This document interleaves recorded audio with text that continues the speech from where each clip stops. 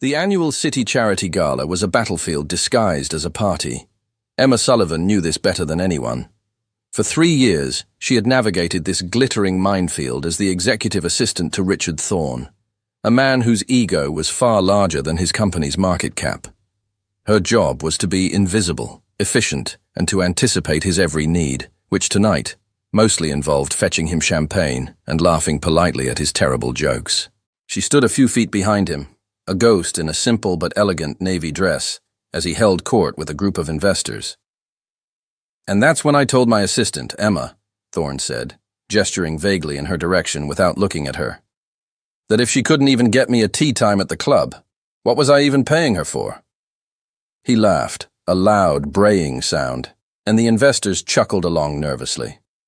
A hot flush of humiliation crept up Emma's neck. It was a familiar feeling. Thorne loved to use her as a punchline, a way to assert his own importance by diminishing hers. She kept her expression neutral, a mask of professional calm she had perfected over years of enduring his casual cruelty. She needed this job. Her family depended on it.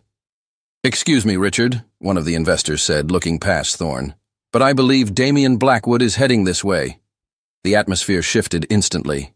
If Richard Thorne was a king in his own mind, Damien Blackwood was an emperor in reality. The CEO of Blackwood Industries was a legend, a ruthless, calculating billionaire who moved through the corporate world like a predator. He was devastatingly handsome, with dark, intense eyes and an aura of power that made the air around him seem to crackle. Thorne immediately straightened his tie, his bravado deflating slightly. "Damien, good to see you." Blackwood nodded curtly at Thorne, his gaze sweeping over the group before it landed, with unnerving focus, on Emma. For a fraction of a second, she felt like the only person in the room. Then, Thorne made his mistake. Seeing an opportunity to impress Blackwood, he turned to Emma. "Emma, be a dear and fetch Mr. Blackwood a glass of his preferred whiskey. I'm sure you can manage that, can't you?" It was a petty, public display of dominance. Before Emma could even respond, Damien Blackwood took a step forward. "That won't be necessary, Richard," Blackwood said, his voice a low, smooth baritone that cut through the chatter. He never took his eyes off Emma. "I was just coming over to steal your assistant for a dance." The entire group fell silent.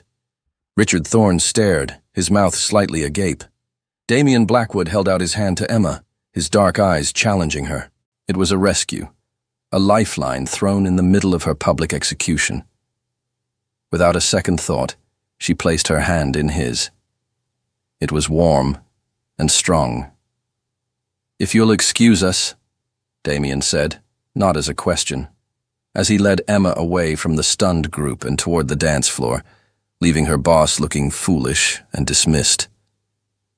As he pulled her into his arms, the scent of expensive cologne and sheer power overwhelmed her. He was a masterful dancer, guiding her with an effortless confidence. "Thank you," she whispered, her voice trembling slightly. "You didn't have to do that." "Richard Thorne is a peacock," Damien murmured, his lips close to her ear. "Sometimes they need to have their feathers ruffled." He spun her elegantly, his hand firm on her back. "He doesn't appreciate you. An asset like you should be valued." The word asset should have felt cold, but coming from him, it sounded like the highest compliment. For the rest of the night, he treated her like a queen. He brought her champagne, introduced her to influential people as his brilliant companion, and listened with rapt attention when she spoke. For the first time, she felt seen, respected. At the end of the night, as the gala was winding down, he escorted her to a quiet, moonlit terrace overlooking the city. "Emma," he said, his voice serious now, "I wasn't just ruffling Thorne's feathers tonight. I was making an assessment.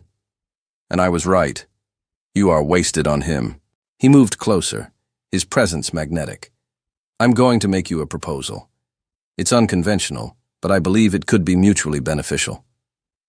He explained the pressure he was under to present a stable, settled image to his board. He needed a fiancé for 6 months, a partner for social events. "I'm offering you a way out," he said, his gaze intense. "A way out from Thorne, a way out from the financial burdens I know your family is facing." He knew about her family. The admission was both terrifying and thrilling. "I will settle your family's debts. I will provide you with a life of luxury you can only imagine," he promised. He leaned in, his voice dropping to a conspiratorial whisper. "All I ask in return is your complete loyalty, and perhaps some casual conversation about your old job. The inner workings of Thorne's company have always fascinated me." He said it so smoothly, so casually, that the implication was almost lost. Almost. But Emma was desperate. She was dazzled by him, by the dream he was offering, a way out, a rescue. She looked at the man who had treated her with more respect in one night than her boss had in 3 years. "I accept," she breathed, the words sealing her fate. A slow, satisfied smile touched Damien's lips. He had chosen his piece, placed her on the board, and the game had just begun. She didn't realize it yet, but she wasn't the queen he had treated her as all night. She was the pawn. Before we jump into the next chapter, I want to give a special shout-out to some of our wonderful listeners: Jessica from New York, Michael from Texas, and Ashley from California. You guys make this community so alive. Thank you for being here. And you, yes, you, where are you listening from? Share it in the comments, and maybe next time your name will get a shout-out too. Let's keep going. The next 24 hours were a whirlwind that felt more like a dream than reality. A discreet legal team arrived at Emma's small apartment with a contract and a cashier's check that made her mother weep with relief. Movers, impossibly efficient, packed her modest belongings. By evening, she was standing in the cavernous living room of Damien Blackwood's penthouse, a sleek, minimalist fortress of glass and chrome that overlooked the city like a god. It was magnificent, breathtaking, and utterly devoid of personal touches. It was the home of a man who controlled everything and connected with nothing. "Your room is in the East Wing," Damien said, his tone once again the cool, detached CEO she had read about, a stark contrast to the charming savior from the gala. "My quarters are in the West. We will maintain separate private lives. Publicly, however, we are a devoted couple. You will have a wardrobe and a stipend for any incidentals." He handed her a tablet.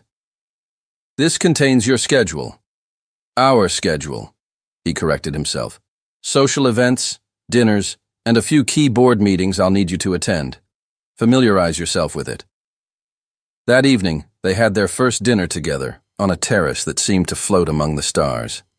It was catered by a private chef, the food exquisite, the wine priceless. Damien was a different man again, charming, attentive, asking her about her childhood, her dreams of becoming an architect before she had to take the assistant job to support her family. He made her feel like the most fascinating woman in the world. Then, with the skill of a master interrogator, he seamlessly shifted the conversation. "I've always been impressed by Thorne's ability to launch projects so quickly," Damien mused, swirling the red wine in his glass. "He always seems to be one step ahead of the market analysis. How does he manage his project development? It must be a chaotic environment." He made it sound like professional curiosity, a fellow CEO admiring a rival's methods. Emma, lulled by the wine and the intoxicating feeling of being truly listened to, laughed. "Chaotic is an understatement. Richard is paranoid. He doesn't trust his own IT department." "Really?" Damien said, leaning forward slightly, his interest piqued. "He keeps all his most sensitive development projects completely off the company network," Emma explained, feeling a small, illicit thrill at sharing a secret from her old, miserable job. "He calls it Project Phoenix. It's a separate air-gapped server system he runs out of a private data center.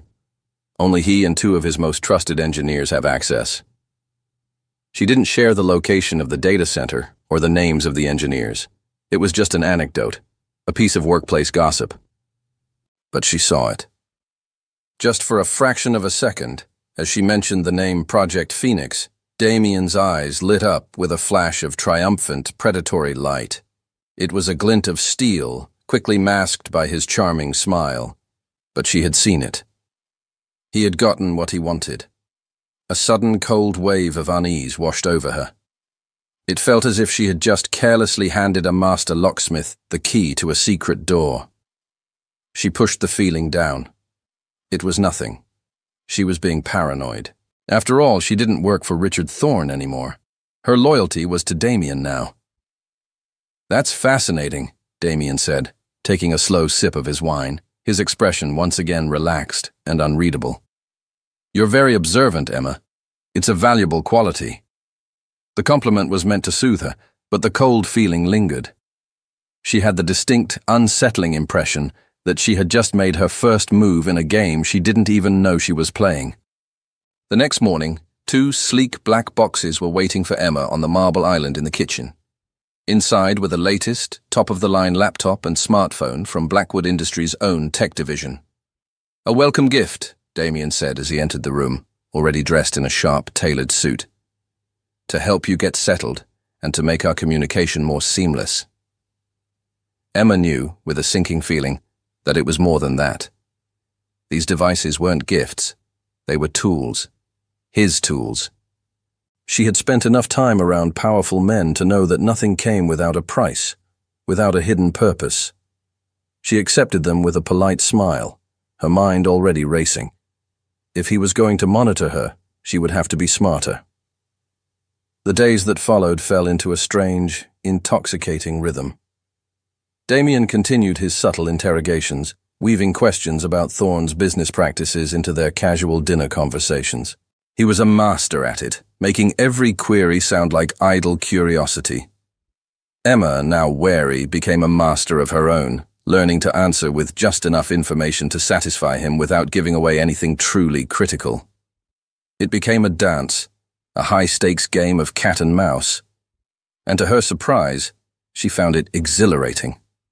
At the same time, the lines of their business arrangement were becoming dangerously blurred.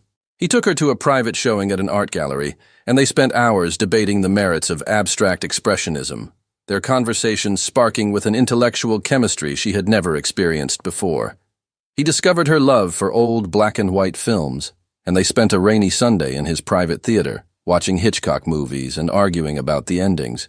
He was slowly, methodically, getting to know her, and she was getting to know the man behind the ruthless CEO, a man with a dry, unexpected wit, a brilliant mind, and a surprising appreciation for the arts. She was beginning to see the man she was supposed to be pretending to love, and the act was becoming terrifyingly easy. The true test came at a press event for a new Blackwood Industries subsidiary. It was a crowded, chaotic affair, with cameras flashing and reporters shouting questions. To maintain their public image as a devoted couple, they had to be convincing. "We should dance," Damien said, his voice low as he guided her toward the small dance floor set up for the guests. "The press will love it." He pulled her into his arms, and the familiar, electric jolt shot through her. This close, she could see the flecks of silver in his dark eyes, smell the clean, sharp scent of his cologne.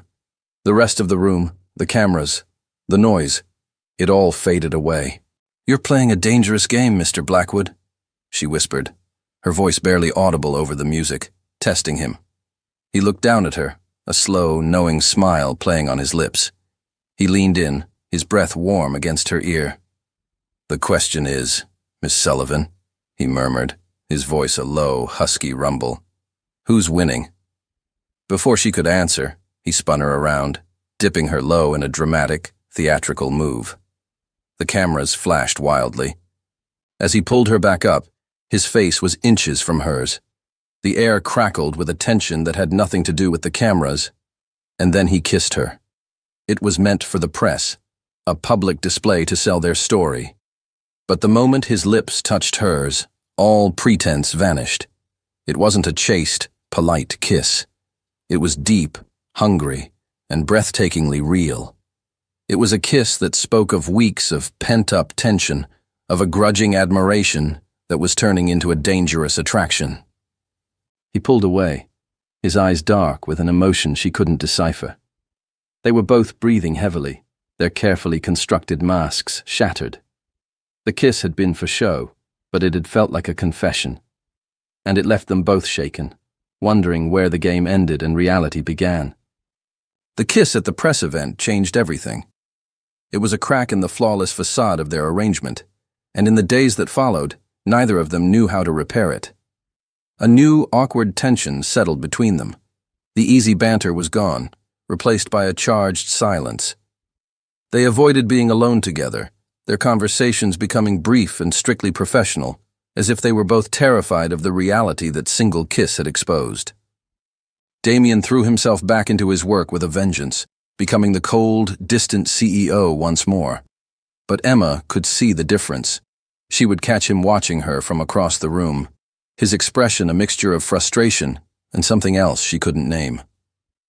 The breaking point came unexpectedly. A week after the event, Emma woke up feeling dreadful. A fever had taken hold during the night, leaving her weak, aching, and shivering. She tried to power through it, to get dressed and maintain her perfect, competent facade, but by mid-morning she could barely stand. She collapsed back into bed, defeated. She expected a call from Damien, an impatient query about why she wasn't at her post. Instead, she heard a soft knock on her bedroom door. "Emma?" His voice was hesitant, uncertain.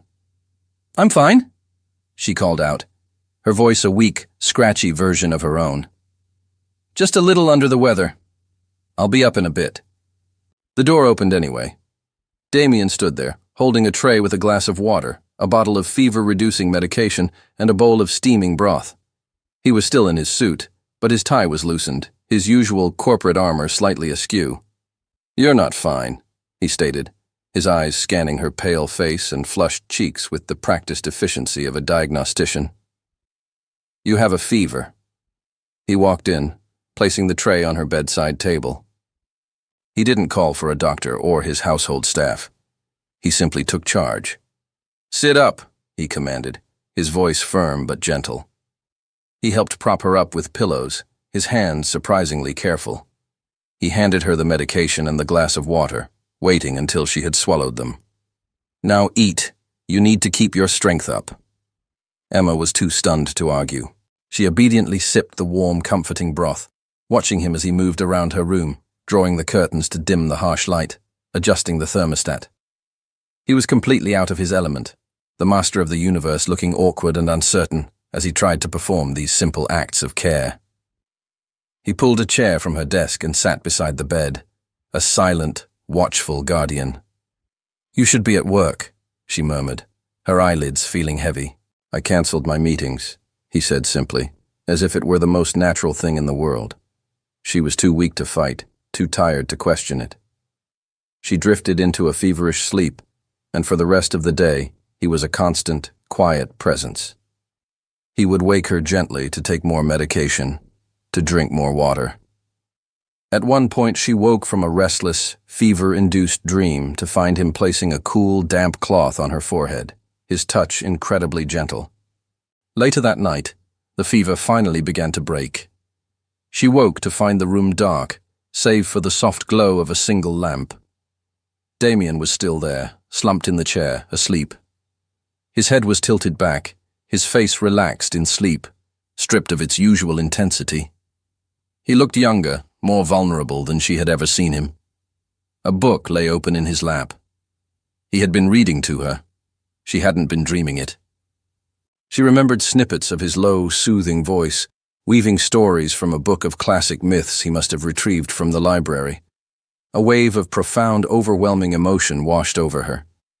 This cold, calculating man, this master manipulator, had spent his entire day caring for her with a tenderness she had never known.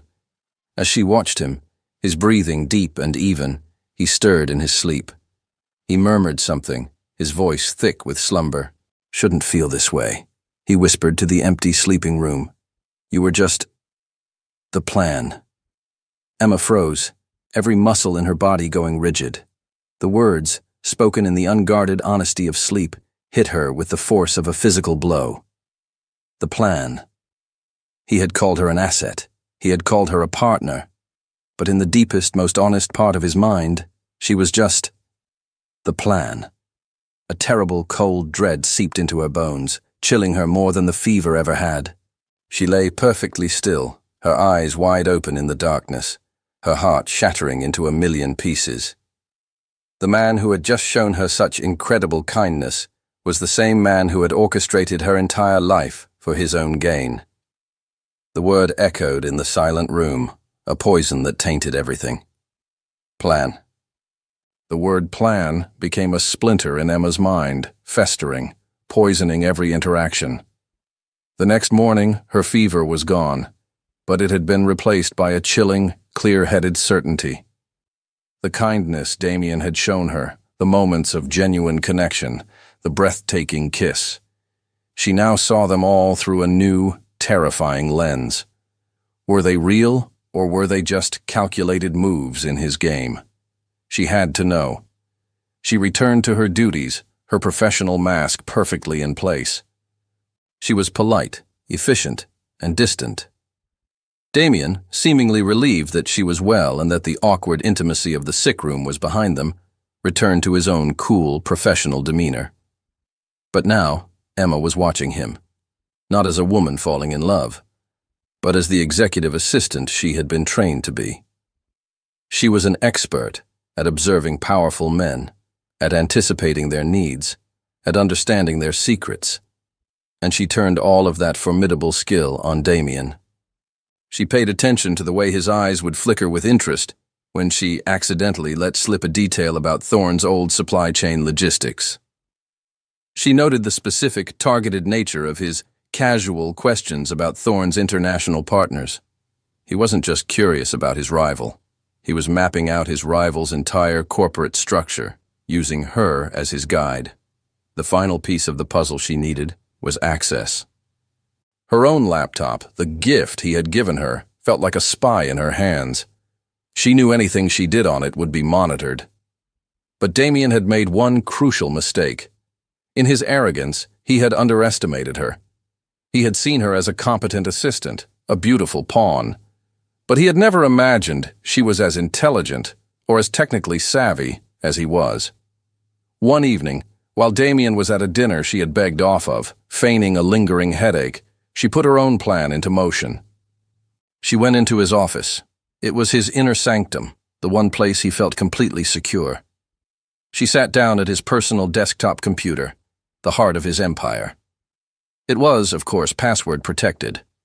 But she had been studying him. She knew he was a man of logic and history, not sentiment. His safe code was 1805, the Battle of Trafalgar, a decisive, strategic victory.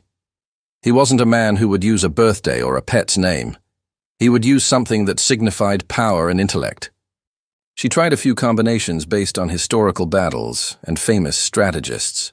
Nothing. Then she stopped, thinking not about his interests, but about his ego. What was the one thing that defined him?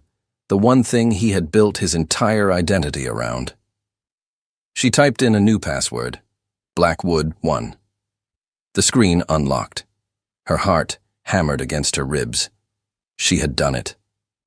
For a moment, she felt a thrill of victory, quickly followed by a wave of nausea. She didn't want to be right. Her hands trembled as she navigated his private server. She didn't know what she was looking for, but she knew she would recognize it when she saw it. She bypassed folders labeled Acquisitions, Financials, and Legal. Then she saw it. A folder protected by another layer of encryption, labeled simply, Project Nightingale. Nightingale, a songbird, a spy. Her blood ran cold. This time, she didn't have to guess the password. During one of their late-night conversations, he had told her about his first major corporate victory, the one that had put him on the map. The code name for that hostile takeover had been Ares. It was a pattern. He named his plans after mythological figures. She typed in the password, Nightingale 2023. The folder opened, and her world fell apart. It wasn't just a file, it was a complete dossier. On her, Emma Sullivan. It had been compiled months before the charity gala. It contained her photo, her employment history, her educational background. But it went deeper. It had her family's complete financial records, a detailed report on her mother's medical condition, notes on her strained relationship with Richard Thorne.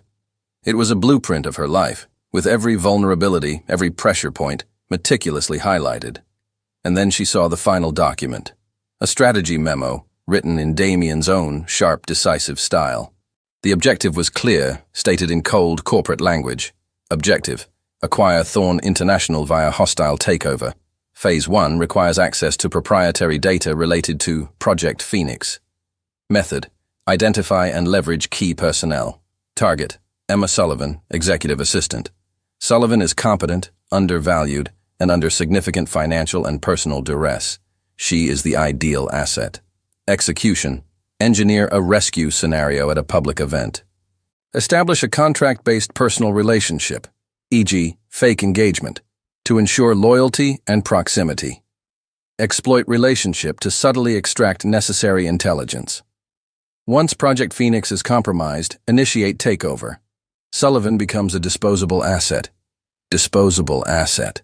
The words blurred as tears filled her eyes. The rescue at the gala, the contract, the carefully orchestrated conversations, the kindness when she was sick. It was all there. A plan. A cold, calculated, ruthless plan. She wasn't a person to him. She was an asset, a tool, a key to be used and then discarded. She sat there, frozen in his chair, the glow of the screen illuminating the silent tears streaming down her face. The fairy tale was a lie. The connection she felt was a manipulation. The man she was falling in love with didn't exist. She heard the soft chime of the private elevator arriving in the penthouse. She heard the front door open. He was home. She didn't move. She didn't close the file. She just sat there, her heart a gaping, bleeding wound, and waited for the man who had so masterfully orchestrated her destruction to walk in and see what he had done. The sound of his footsteps on the marble floor was steady, confident, the sound of a king returning to his castle. Emma didn't turn. She just stared at the screen, at the words disposable asset, letting them burn into her soul. Damien walked into his study, a small, pleased smile on his face from a successful evening. "Emma, I thought you'd be asleep," he began. The smile vanished the instant he saw her. He saw her sitting in his chair, her body rigid. He saw the tears glistening on her cheeks in the glow of his monitor, and he saw the open file, the Project Nightingale memo, displayed for her to see. Every ounce of color drained from his face. The master strategist, the man who was always 10 steps ahead, had made a fatal error.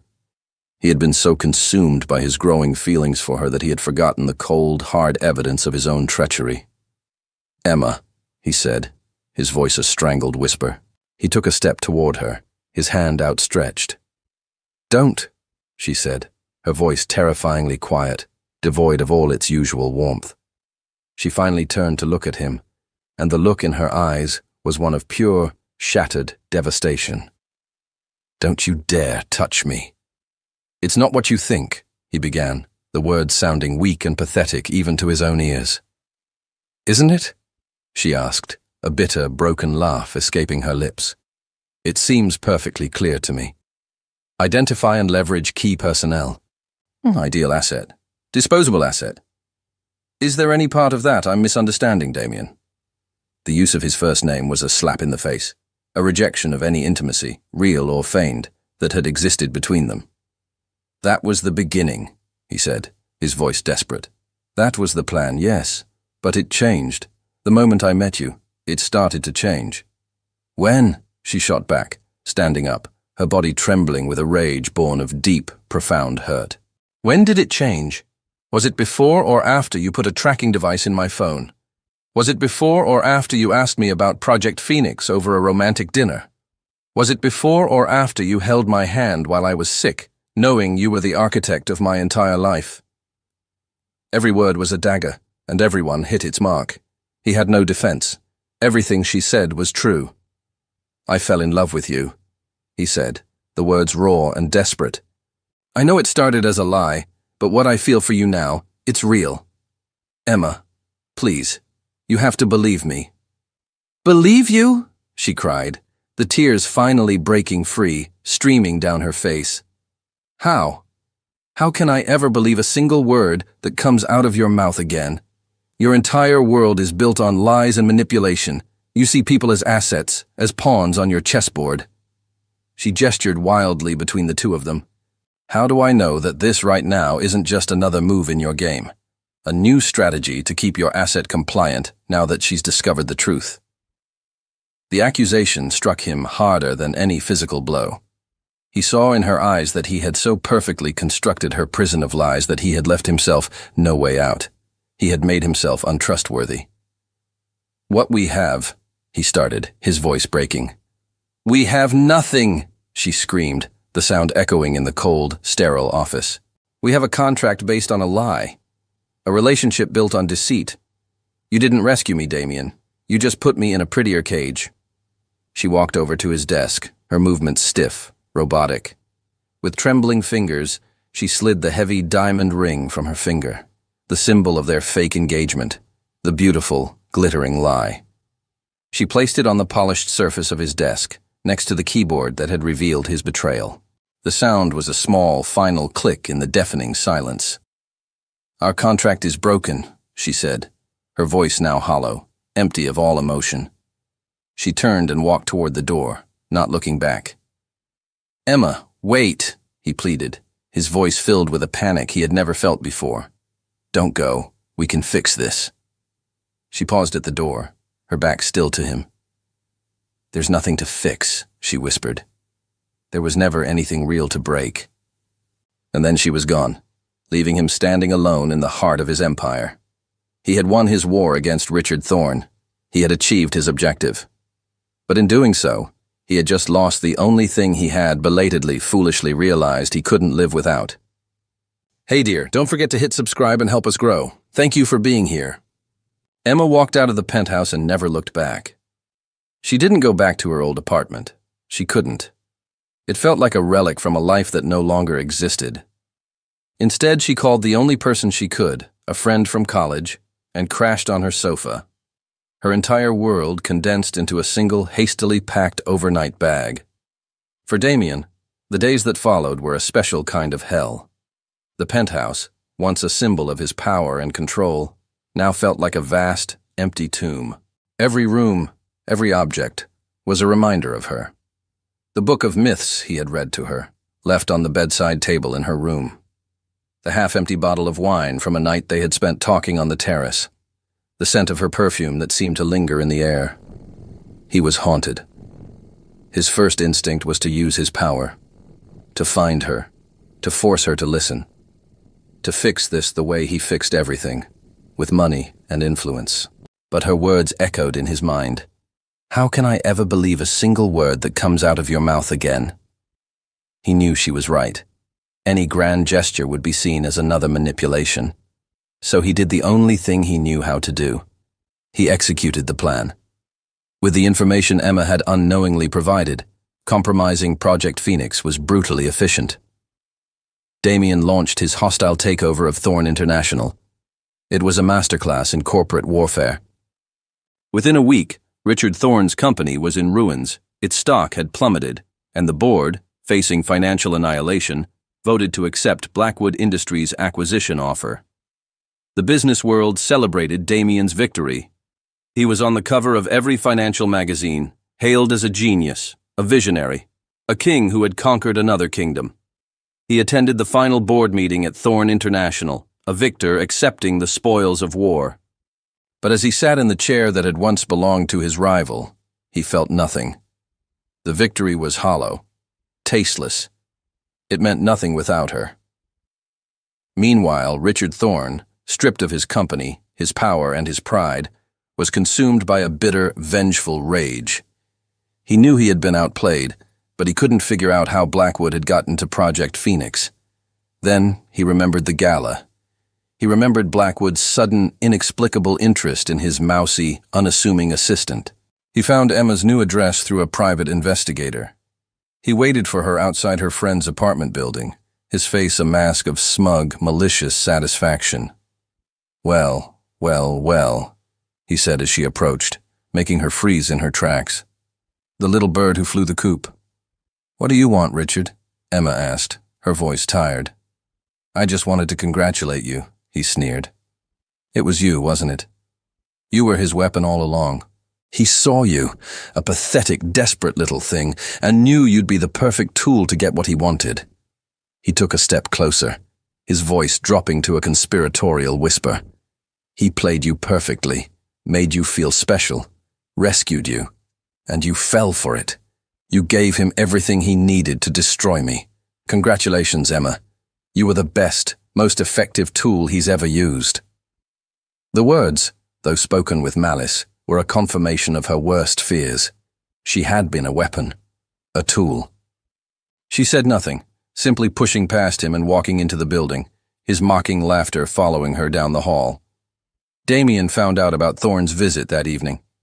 One of the security men he had secretly assigned to watch over Emma from a distance reported the encounter. A cold, terrifying fury, colder than any he had felt during his corporate battles, washed over him. Thorne had not only lost, but in his final, pathetic act of spite, he had gone after Emma. He had poured salt in the very wound Damien had created.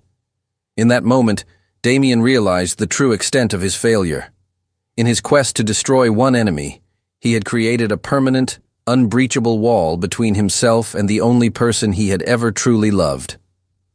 The news of Thorne's visit sent Damien into a state of cold fury, but it was quickly replaced by a profound, aching despair. He had done this. His game, his manipulation, had not only hurt Emma, but had left her exposed to the final, spiteful attacks of a ruined man. His first instinct was to retaliate, to use his immense power to crush what was left of Richard Thorne, to erase him from the face of the earth. But he stopped himself. More power plays, more aggression, would only prove Emma's point. It would only make him more of the monster she believed him to be. He tried to reach her. He called, but she never answered. He sent flowers to her friend's apartment, extravagant bouquets that were promptly refused at the door.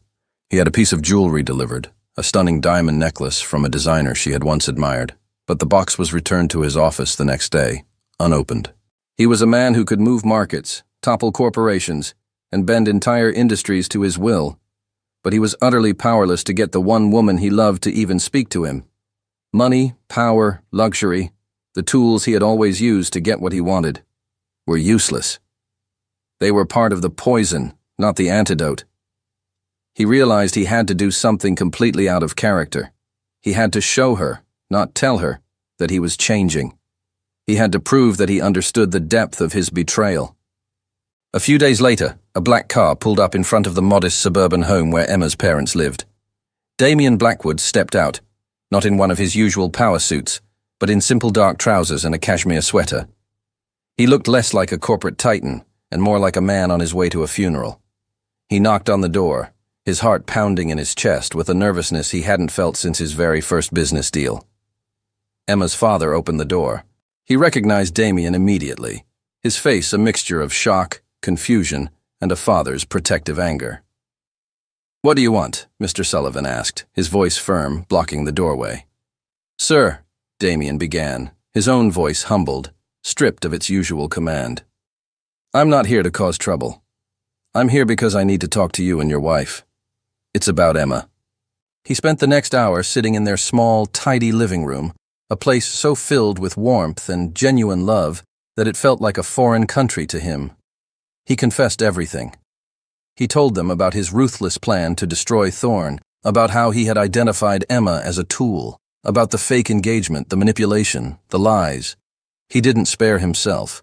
He laid his sins bare on their coffee table. And then he told them how he had fallen in love with her. He spoke of her intelligence, her strength, her integrity. He told them how she had made him feel, how she had broken through the walls he had built around himself, and how his own arrogance and deceit had shattered everything. "I don't expect you to forgive me," he said, his voice raw with an emotion he rarely showed. "I don't deserve it. But I need you to know that I love your daughter, more than I have ever loved anything. And I will spend the rest of my life trying to become a man who is worthy of her." He stood up to leave, thanking them for their time. He didn't ask them to intervene. He didn't ask them to plead his case. He just needed them to know the truth from his own lips. After he left, Emma's mother picked up the phone. She called Emma, who answered on the first ring, her voice filled with worry. Mom? Is everything okay? Everything's fine, sweetheart, her mother said, her voice gentle. But you need to come home. There's a very sorry, very foolish, and very much in love young man who just left here. And I think maybe you should hear what he has to say. Her mother's words echoed in her mind for 2 days. Emma was torn. A part of her, the wounded, betrayed part, wanted to stay hidden, to nurse her broken heart in solitude. But another more persistent part, the part that still ached for the man she had seen behind the mask, was filled with a flicker of hope. He had gone to her parents. He hadn't used his power or his money. He had used humility. It was the most un-Damien-like thing he could have done, and it was the only thing that could have possibly gotten her attention. She agreed to meet him. She chose the location, a quiet, unassuming public park in the middle of the city, a neutral ground far from the world of penthouses and boardrooms. She arrived first, sitting on a simple wooden bench, watching children play on a nearby swing set. He arrived a few minutes later, on foot. He wasn't flanked by security. He was just a man, dressed in simple jeans and a dark coat, looking completely out of place and profoundly nervous. He saw her and stopped a few feet away, as if unsure if he was allowed to approach. "Thank you for coming," he said, his voice quiet. "My mother can be very persuasive," she replied, her tone guarded. He didn't try to sit down. He just stood there, a respectful distance away. He wasn't holding flowers or a gift box. He was holding a thick, leather-bound portfolio. "I know words are meaningless from me right now," he began, his voice raw and honest. "I know I broke your trust completely, so I'm not going to try to talk my way out of this. I'm here to show you." He stepped forward and placed the portfolio on the bench beside her. "This is for you." She looked at him, then down at the portfolio. Hesitantly, she opened it. It wasn't a legal document. It wasn't a bank statement. It was a deed. The deed to the newly acquired, and now completely defunct, Thorn International. Except the name had been changed. The company was now legally registered as Sullivan Enterprises. Emma stared at the document, her heart pounding. "What is this?" "It's yours," he said simply. "I don't want it. I never did. The victory was empty. It's a company built on the pain of others, and I want no part of it." He took a deep breath. "But before it's dismantled, I want you to do something. I want you to walk into that building, into your old office, and I want you to personally fire Richard Thorn. He needs to see that the tool he so casually dismissed is now the one holding all the power." He wasn't finished. "And then," he continued, his voice filled with a quiet intensity, "I want you to use the company's remaining assets to create a compensation fund. A fund for every employee Thorn mistreated, underpaid, or wrongfully dismissed over the years. I want you to be the one to deliver the justice they all deserve. The justice you deserve." She looked up at him, stunned into silence.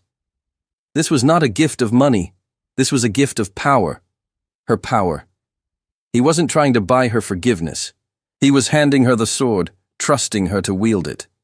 He was making himself vulnerable, placing the fate of his billion-dollar acquisition entirely in her hands. It was an act of complete and utter trust, an act of atonement. She saw the man behind the CEO, not just vulnerable and in love, but desperate to prove he could be better.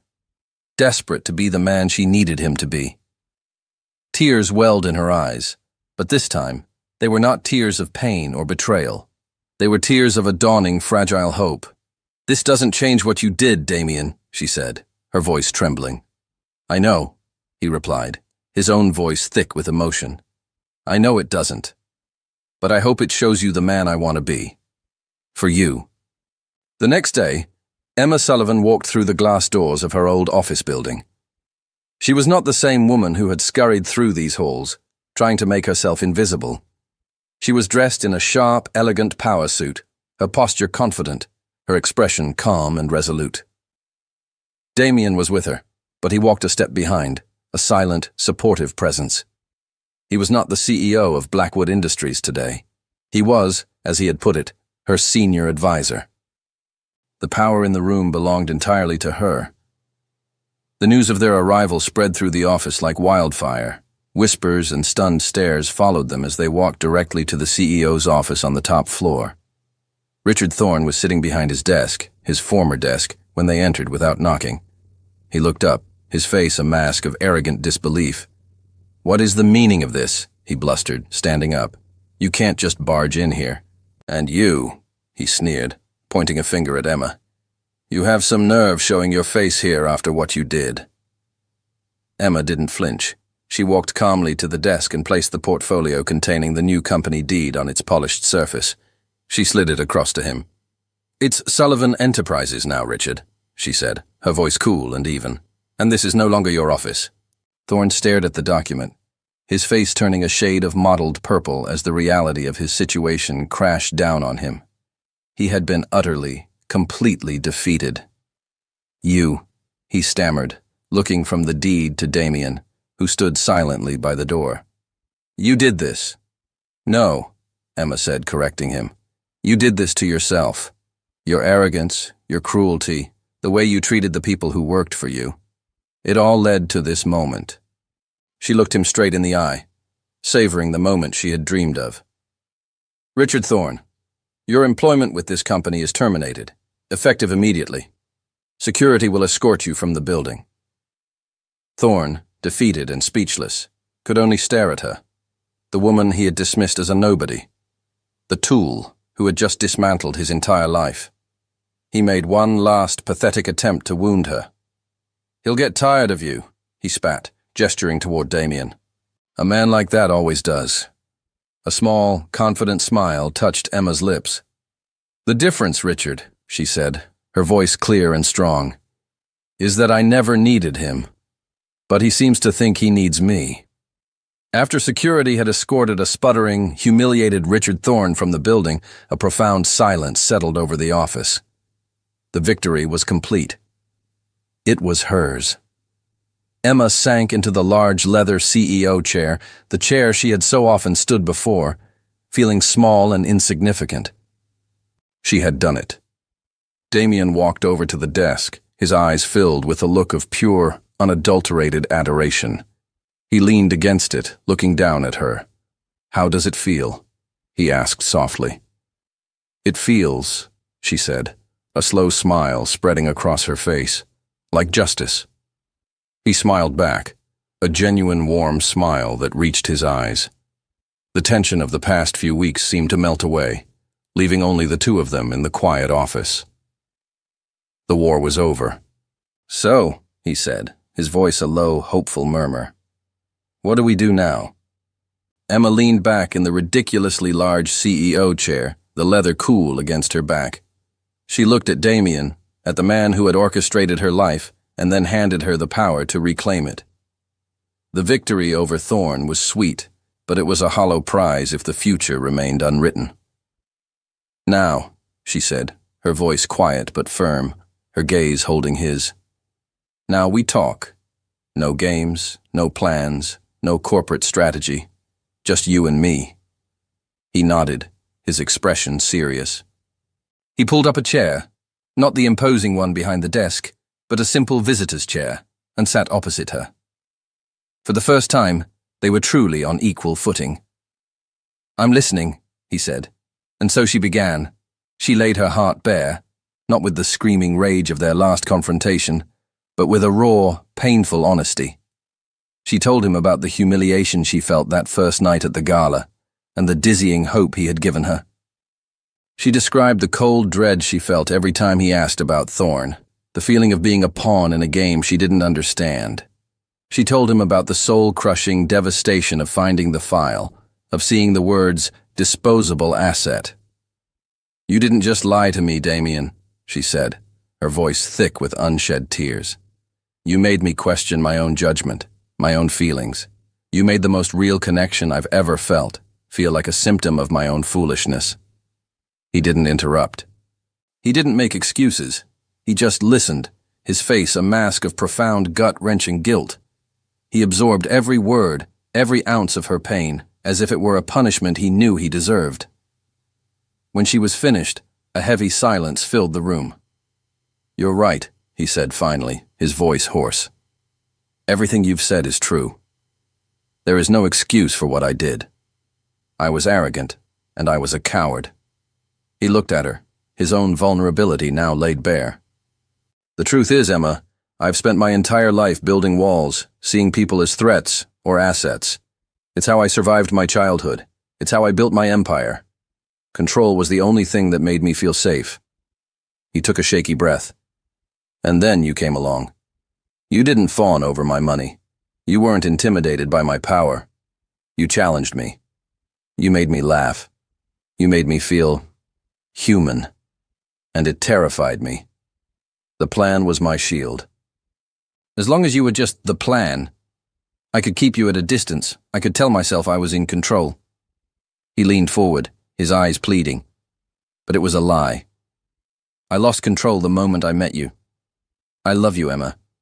I know I started this in the worst way imaginable, a way that may be unforgivable. But my feelings for you are the only truly real thing that has happened to me in years.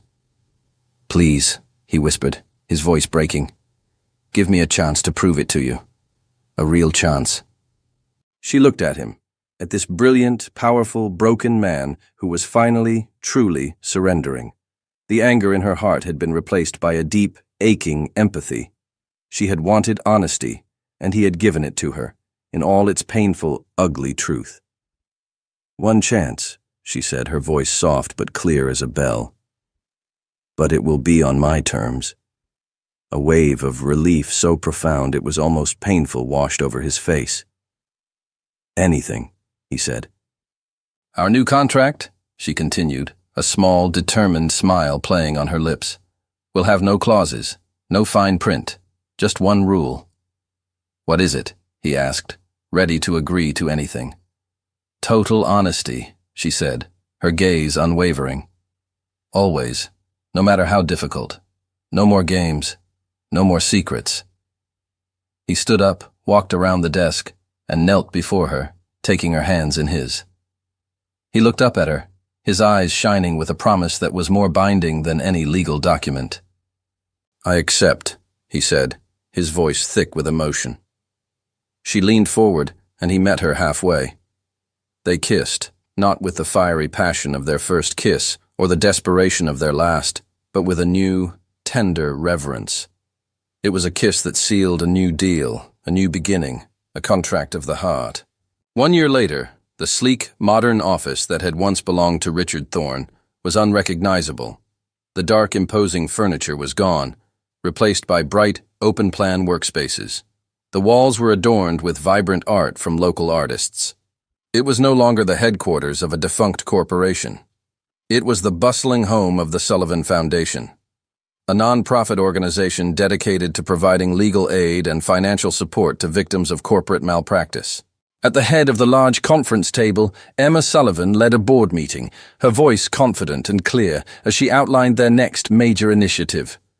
She was no longer an assistant, but a respected leader, a force for good in the city, admired for her sharp intellect and her unwavering compassion. Sitting at the other end of the table, Damien Blackwood watched her, not as a benefactor or a mentor, but as an equal partner on the Foundation's board. A proud, almost reverent smile touched his lips. He had given her the keys to a ruined kingdom, and she had built a vibrant, thriving republic in its place. Later that evening, they stood on the terrace of their penthouse. The space, once so cold and minimalist, was now filled with touches of Emma's personality. Potted plants and comfortable chairs softened the hard edges. A bookshelf, filled with novels, stood where a sterile piece of modern art had once been. It was no longer a fortress, it was a home. Damien came up behind her, wrapping his arms around her waist and resting his chin on her shoulder as they looked out at the glittering city lights. You were brilliant today, he murmured, his voice a low, warm rumble against her ear. I had a good advisor, she replied, leaning back against his chest. They stood in a comfortable, peaceful silence for a long moment. The games were long over, the secrets all laid bare.